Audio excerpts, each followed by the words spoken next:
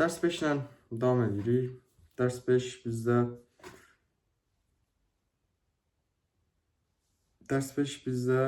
həqiqi ədədlərdir. Dərs 5-dən sonra dərs 6 var. Tam cəbri ifadələr, çox ədədlər, bir hədlər. Onlar haqqında da danışacağım. Həqiqi ədədlər nədir? Bu barədə danışacağım. Danışmazdan əvvəl bu qaydaları falan Riyaziyyat Tutorları adlı bir tətbiq var. Ekrana qoyacağım şəklini. Keçib istəsəz endirə bilərsiniz. Çox faydalı bir tətbiqdir. Mən özüm də faydalanıram və həqiqətən deyirəm ki, çox kömək olur. Bir də kanala abunə olub, yenə öz axarında qaydasında kanala abunə olub, video bəyənib, paylaşmağı unutmasanız çox sevinirəm. Çünki belə bir konsept YouTube-da qarşıma çıxmayıb. Girib araşdırmışdım, baxmışdım. 7-8 il əvvələ aid bir müəllim tərəfindən hazırlamışdı. O da ki, düşünmürəm ki, belə bir maraqlı tipdə konseptdə hazırlayam. Ona görə də deməyim odur ki, keçib videoları bəyənib, maksimum dəstək versəz çox sevinərəm və çalışım qədərindən vaxt tapdıqca da videoları çəkib yerləşdirməyə davam edirəm. Hardasa bir 8-9 videodan sonra ümumi bir dənə video da çəkəcəm. Orada ancaq sual izahlarına falan baxacağım. Onları izah edəcəm ki, öyrəndiklərimizi, yəni video dərslərdə qeyd elədiklərimi, dediklərimi o dərslərin üstündə baxaq, işləyək. Deməli, həqiqi ədədlər bölməsində biz danışırıq tam ədədlərdən, rasional ədədlərdən, irrasional və həqiqi ədədlərdən. Tam ədədlər nədir? Natural ədədlər bölməsində danışmışdıq. Normal qaydada natural ədədlər demişdik ki, sayma zamanı istifadə etdiyimiz ədədlərdir və n hərfi ilə işarə olunur. Natural ədədlər isə demişdik ki, sıfır daxil, tam ədədlərdə isə demişdik, sıfır daxil natural ədədlərin əksi. Yəni, əks dediyimiz qarşısında mənfi işarəsi. Burada gördüyünüz kimi qeyd olunub, bir dəqiqə, 0, 1, 2, 3, yəni 0-dan o tərəfə bizdə natural ədədlərdir. Yəni 0 müsbət sonsuzluq, 1-dən müsbət sonsuzluğa qədər bizdə natural ədədlərdir. 0 və onların əksi, yəni natural ədədlərin əksi, yəni mənfilər bir yerdə bizdə tam ədədləri əmələ gətirir və gördüyünüz kimi tərəfdə də verilib. Natural ədədlər və onların əksi olan ədədlər 0-la bitişdə tam ədədlər adlanır. Rasional ədədlər, tam və kəsr ədədlər birlikdə rasional ədədlər adlanır. Yəni kəsr ədədlər görsəz, tam ədədlər görsəz, onlar hamısı rasional ədədlərə daxildir. Yəni, hamısı bir-birinin alt çoxluğudur. Hamısı deməyək, natural ədədlərdən gəlmə, natural ədədlər tam ədədlərin alt çoxluğudur, tam ədədlər rasional ədədlərin alt çoxluğudur. Yəni, alt çoxluğu dediyim çoxluqlarda da danışacağıq o barədə. Yəni, rasional ədədlərin daxilində tam ədədlər də yer alır. Yəni, tam ədədlər də həm də rasional ədədlərdir. Gördüyünüz kimi burada qeyd olunub, 4,7 kəsirdir, bunu bilirik. 0, 5, mənfi 5 qeyd olunub, bir dənə də kəsr qeyd olunub, 21-də 13. Şərtdə nə dedik? Tam və kəsr ədədlər birlikdə rasional ədədlər adlanır. Rasional ədədləri əmələ gətirir. İrrasional ədədlər dövrü olmayan sonsuz onluq kəsirlər irrasional ədədlər adlanır. Burada kökaltı ifadələri biz ən çox götürürük. Kökaltı ifadələr haqqında daha çox danışırıq burada. Bir də pi və y ədədi var. Pi-ni çevrədə daha çox istifadə edirik. Ədəd olaraq onun bizə qiyməti 3,14 verilir. Amma təxmini, təqribi olaraq 3,14 verilir və o 114-dən sonra çoxlu, dövr davam edir. Çünki şərtdə də biz dedik ki, dövr olmayan sonsuz onluq kəsirlər irrasional ədədlər adlanır. Pi-ni götürdük, y-ni götürdük, bir də daha çox kökaltı ifadələri biz burada götürəcəyik. Götürüləcək, kökaltı ifadələr götürüləcək. Həqiqi ədədlər nədir? Həqiqi ədədlər rasional və irrasional ədədlərin birlikdə həqiqi ədədləri əmələ gətirir. Yəni, rasional və irrasional ədədlər çoxluğu birləşərək həqiqi ədədləri əmələ gətirir və həqiqi ədədlər R hərfi ilə işarə olunur. Burada daha sonra var, rasional ədədlərin cəmi fərqi hasili və nisbəti rasional ədəddir.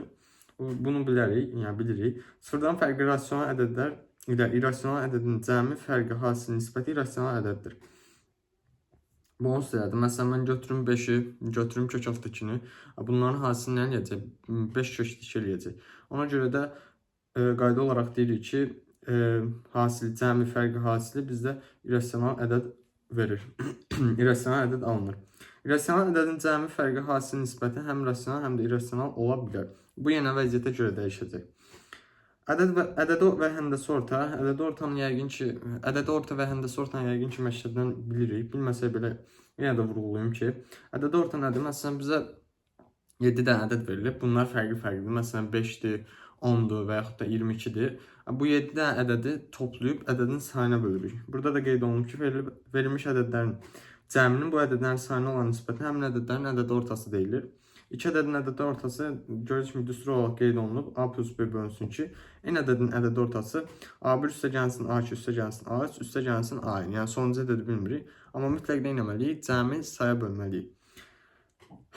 Bölmək lazımdır. Həndəsi orta nədir? Həndəsi ortada isə bu dəfə biz bunu kökün altında hesablayırıq. Ədədi ortada toplayıb sayına bölürdüksə, həndəsi ortada kökün altında qeyd edirik.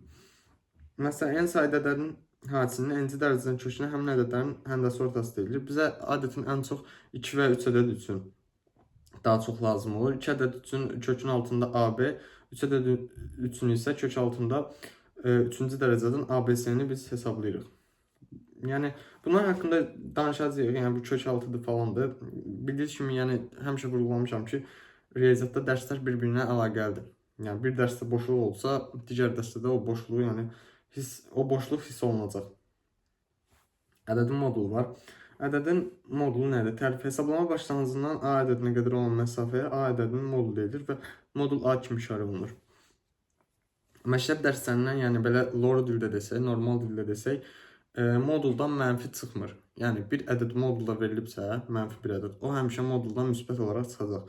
Burada nümunə olaraq da qeyd olunub ki, məsələn, moduldan mənfi 5 5-ə bərabərdir, müsbət 5 5-ə bərabərdir, 0 0-a bərabərdir. Bir də burada parametr məsələsi var. Modulda biz mənfi çıxmadığını deyirik, amma bəzən bizə parametr verir. Parametr dediyimiz şey də dəyişən olur. Yəni x olsun, a olsun, b olsun. Bunların biz qiymətini bilmirik, işarəsini də bilmirik. Modulda x nə vaxt çıxır? X 0-dan böyük bərabər olarsa, modulda müsbət çıxacaq. Əgər x 0-dan kiçikdirsə, modulda mənfi x çıxacaq. Bu mənfi x dediyimiz şey nədir? Mənfi x dediyimiz şey nədir? Parametrdir. Yəni bu parametrdir. Niyə görə x 0-dan kiçik olanda mənfi x çıxır? Bunu izah edeyim. X-ə bir dənə mənfi qiymət versə, məsələn mənfi 2 versə, bu mənfi yerində qalır. Biz mənfi 2-ni bu x-in yerinə qoyuruq. Yəni mənfi 2-nin yerinə qoyuruq. Bizdə çıxır 2 qiymət. Yəni biz burada x kiçikdir 0 olanda da normal x götürsək, bu bizdə deməkdir ki, modulda biz mənfi 2 çıxartmış olduq. Amma biz qayda olaraq dedik ki, moduldan heç çox mənfi çıxmaz.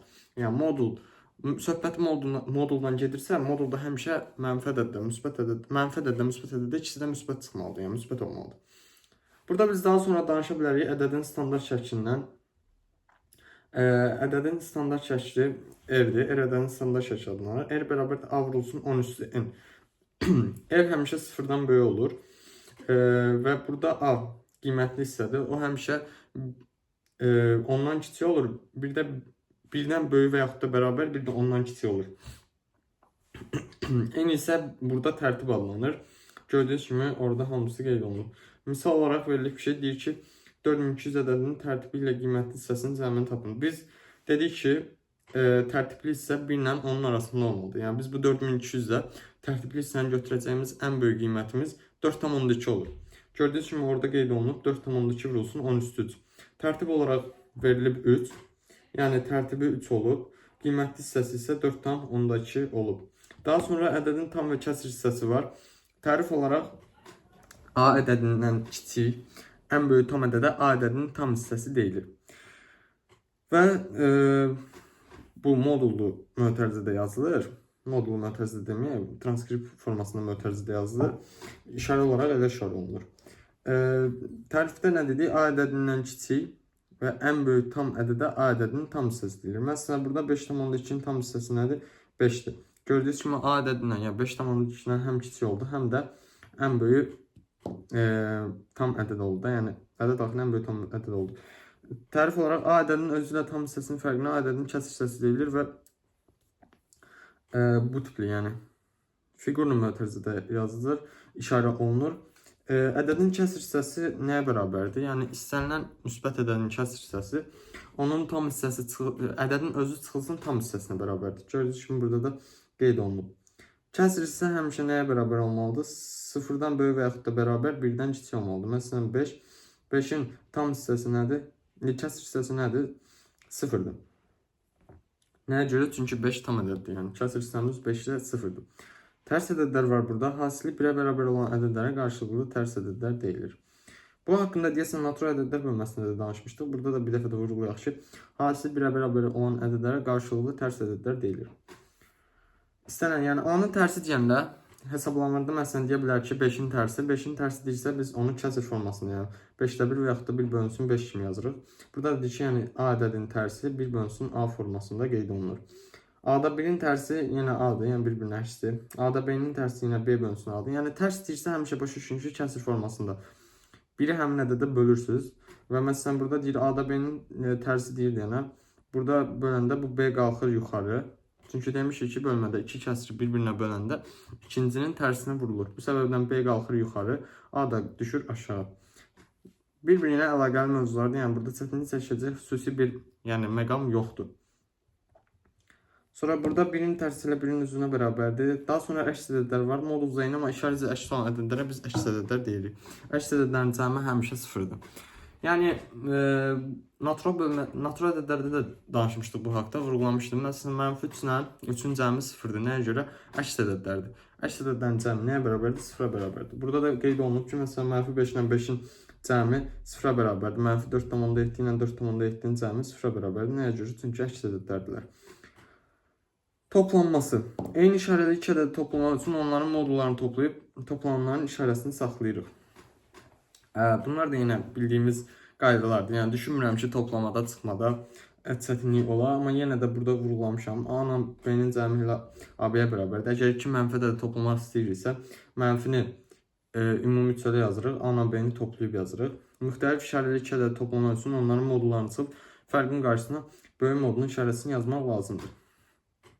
Bu nə deməkdir? Məsələn, bizə deyə bilər ki, tutalım ki, 3 ilə -5-in cəmini tap. 3 ilə -5-in cəmi bizdə -2-ni verəcək.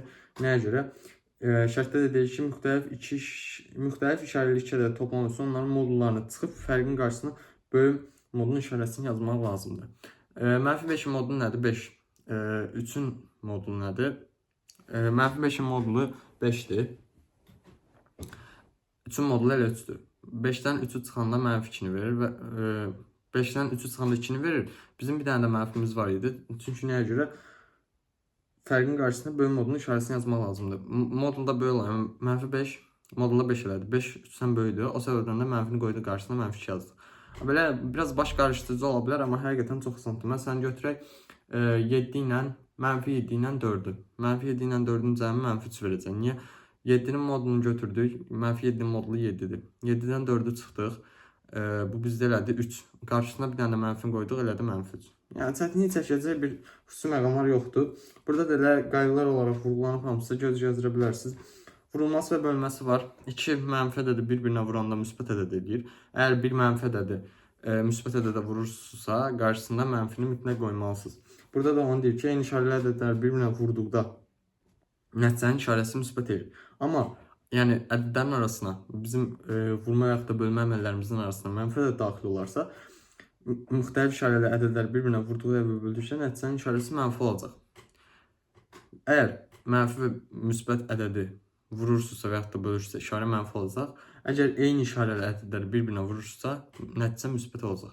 Çünki belə deyim ki, müsbət olsa müsbət edir, mənfini yenə də müsbət edir, amma araya bir dənə mənfi girəndə bütün əməli mənfiyə çevirir. Daha yaxşı ümumi qaydaların testlərin üstündə işləyəndə başa düşərsiniz. Deyirəm, yəni belə ətraflı izah edə bilirəm. Dərs altı tam cəbri ifadələr olacaq. Uzatmaq istəmirəm, tam cəbri ifadələrdə görüşmək ümidi ilə.